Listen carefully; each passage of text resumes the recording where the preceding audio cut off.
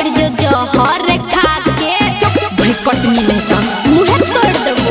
हे गई ले ही फसाई तू तो हमरा पिया के गे हर जइया मर जो जहर खा के रोह विधाता के कर धारल हो रोह विधाता के कर धारल हो अपन हारल हो हम छी अखन बहुअक मारल हो अपन हारल हो हम छी अखन बहुअक मारल हो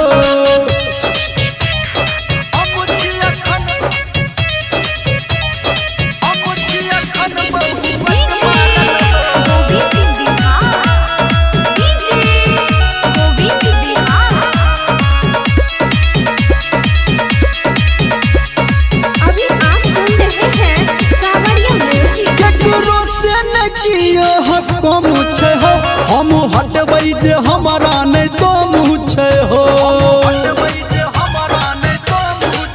ये हमर केल कई बियाह बाबू बेटी के अपन गैरेज गे ये हम के लिए बियाह अखने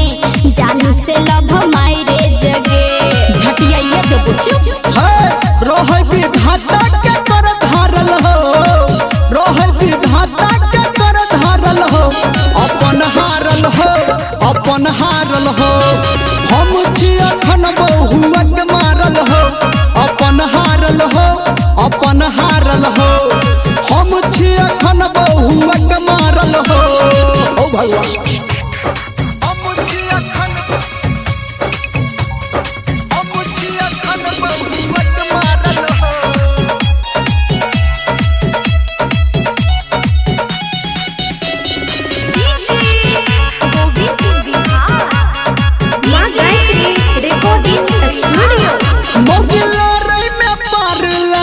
अपन चूल्हा चौकी पे लेने छे सुनै छो ओ भगवान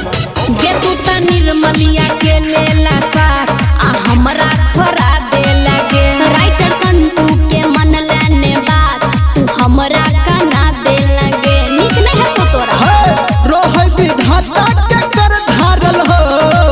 रोह विधाता के कर धारल हो अपन हारल हो हम छी अखन बहुअक